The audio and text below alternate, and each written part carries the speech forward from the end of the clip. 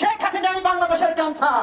এই ক্যান্সারকে যতক্ষণ পর্যন্ত মুক্ত করা না যাবে ততক্ষণ পর্যন্ত ভারতে পণ্যে ক্যান্সার থাকবে, এটাই স্বাভাবিক। এইভাবে করে আওয়ামী লীগ তারা গোপনে রাতের অন্ধকারে বেনজির এবং আজিজের মতো এরকম অবৈধ সন্তানের জন্ম দেয় এবং দিনে তাদেরকে বা সমাজে তাদেরকে স্বীকার করা হয় না।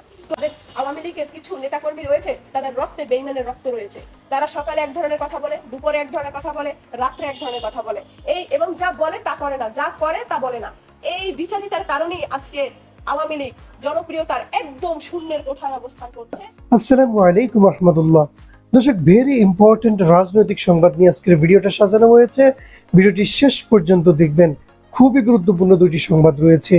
দর্শক, এবার মাননীয় প্রধানমন্ত্রী শেখ হাসিনাকে বাংলাদেশের ক্যান্সার হিসেবে আখ্যায়িত করেছেন একজন তরুণ নেতা এবং তিনি বেশ কিছু হুঙ্কার দিয়েছেন। সেই সাথে বেনজির আহমেদকে নিয়েও তিনি মন্তব্য করেছেন।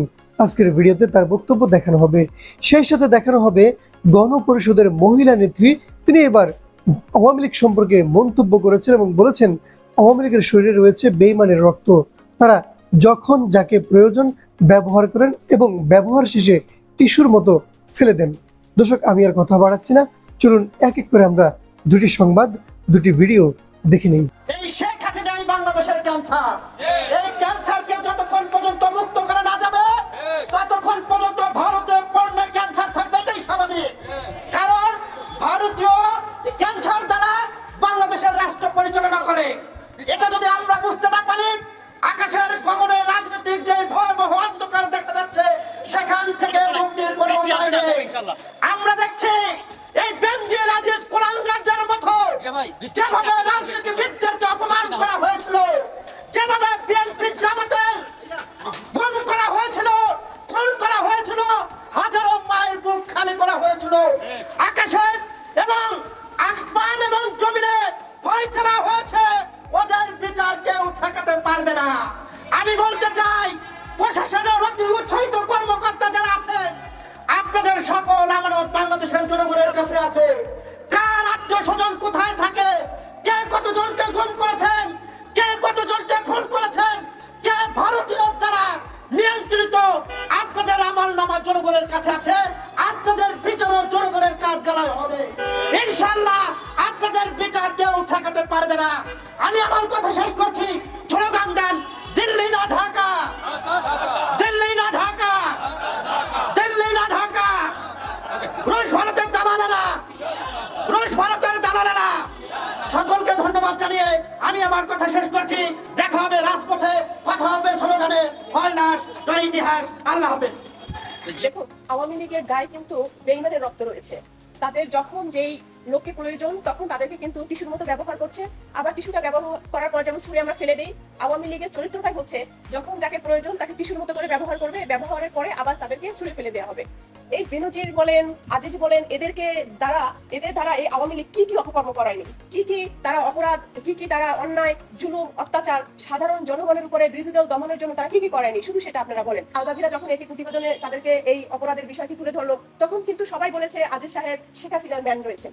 আজকে যখন এই আজিজ সাহেবের যখন এই যে দুর্নীতির কালো বিড়াল যখন বেরিয়ে আসলো, আওয়ামী লীগের থলে থেকে যখন দুর্নীতির কালো বিড়াল হিসেবে আজিজ মিয়া যখন বের হলো, তখন হঠাৎ করে তারা বললো এই আজিজ আমাদের লোক না। তাহলে ভাই আপনাদের লোক কারা, আর কারা কারা আপনাদের লোক না, সেটি আপনারা একদিন একটু প্রেস ব্রিফের মাধ্যমে আমাদেরকে জানিয়ে দিবেন, সাধারণ জনগণকে জানিয়ে দিবেন। তাহলে সাংবাদিকদের, তাদের এবং দুদকের ওই দুর্নীতিগ্রস্ত ব্যক্তিদের ধরতে সুবিধা হবে। কারণ আজকে যারা সাংবাদিকরা যারা হচ্ছে অসহায়ের মতো বলে যে আমরা অপরাধের গল্প আমরা জানতাম, কিন্তু আমরা বেনজিরের কাছে আমরা অসহায় ছিলাম। একটি পত্রিকার সম্পাদক যখন এইভাবে অসহায়ের মতো প্রকাশ করে তখন বুঝতে হবে সাংবাদিকদের উপরে ঠিক খাড়ার ঘা হিসেবে এই আওয়ামী লীগ কিভাবে তাদের উপরে অত্যাচার চালায় এবং এই বাক স্বাধীনতা সংবাদপত্রের কতটা তারা হরণ করেছে সেটি প্রথম আলোর জ্যেষ্ঠ সাংবাদিক রোজিনা ইসলামের উপরের দিকে তাকালে আপনারা সেটি বুঝতে পারবেন।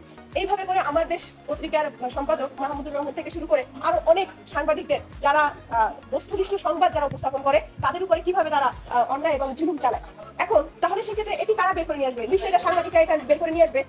সাংবাদিকদের সেই স্বাধীনতা নেই বলে আজকে বেনজিরের মতো এরকম একজন ধূর্ত ব্যক্তিদের এইভাবে করে তারা একটি রাষ্ট্রের সর্বোচ্চ সম্মানের জায়গায় সর্বোচ্চ একটি চেয়ারে তারা বসে থাকে এবং তারা হাজার হাজার লক্ষ লক্ষ কোটি টাকা তারা দুর্নীতি করে। হেন কোনো অপরাধ নাই যে অপরাধের সাথে তারা জড়িত না থাকে।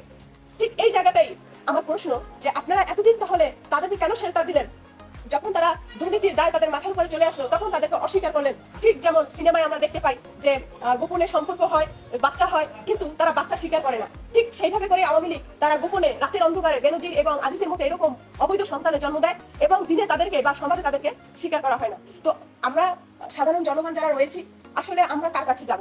আমাদের যাওয়ার জায়গাটা কোথায়? আমাদের যারা শেল্টার দিবে, আমাদের মাথার উপরে যারা আমব্রেলা, সেই আমব্রেলাটাই যখন দুর্নীতিগ্রস্ত হয়ে থাকে তখন আসলে আমাদের যাওয়ার জায়গা নাই। এই দেশ বর্তমানে অভিভাবকহীন অবস্থায় রয়েছে, নিরাপত্তাহীনতায় ভুগছে, সেটা স্থলবন্দর, আকাশপথ এবং নৌপথ থেকে শুরু করে সকল জায়গায় বাংলাদেশ আজকে নিরাপত্তাহীনতায় ভুগছে। আজকে বাংলাদেশের মানচিত্র টুকরো টুকরো শকুনেরা খাচ্ছে।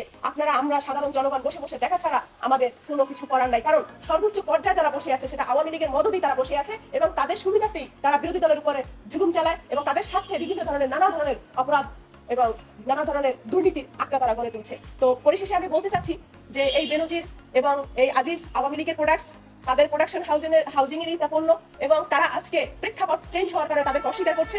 এই দায় আওয়ামী লীগের, এই দায় সরকারের। আওয়ামী লীগের কিছু সংখ্যক লোক অস্বীকার করছে, এটি তাদের ধর্ম। কারণ তাদের আওয়ামী লীগের কিছু নেতাকর্মী রয়েছে, তাদের রক্তে বেঈমানের রক্ত রয়েছে। তারা সকালে এক ধরনের কথা বলে, দুপুরে এক ধরনের কথা বলে, রাত্রে এক ধরনের কথা বলে, এই এবং যা বলে তা করে না, যা করে তা বলে না। এই দ্বিচারিতার কারণেই আজকে আওয়ামী লীগ জনপ্রিয়তার একদম শূন্যের কোঠায় অবস্থান করছে। তার প্রমাণ হচ্ছে আপনারা দেখছেন যে কোনো ধরনের ভোট কেন্দ্রে কুকুর বিড়াল ঘুমায়, সেখানে গরু হাঁটাচলা করে, ছাগল দৌড়াদৌড়ি করে, কুকুর নিশ্চিন্তে ঘুমায়। সেখানকার যে ডিউটিরত অফিসার তারা ভলিবল খেলে, কেউ ব্যাট খেলে, কেউ গিয়ে ফুটবল খেলে। এইভাবে করেই আসলে জনগণ তাদের উপর থেকে আস্থা হারিয়ে ফেলছে এবং জনগণ তাদের কাছ থেকে মুখ ফিরিয়ে নিয়েছে এবং জনগণ তাদেরকে মন থেকে ঘৃণ্যভাবে তাদের এই ভোটের যে তামাশা সেটি তারা প্রত্যাখ্যান করেছে। আশা করি আজকের এই সংবাদটি আপনি শেষ পর্যন্ত দেখেছেন এবং এই সংবাদ সম্পর্কে আপনার স্বাধীন মতামত ব্যক্ত করবেন। ভিডিওটি শেয়ার করবেন। আল্লাহ হাফেজ। আসসালামু আলাইকুম।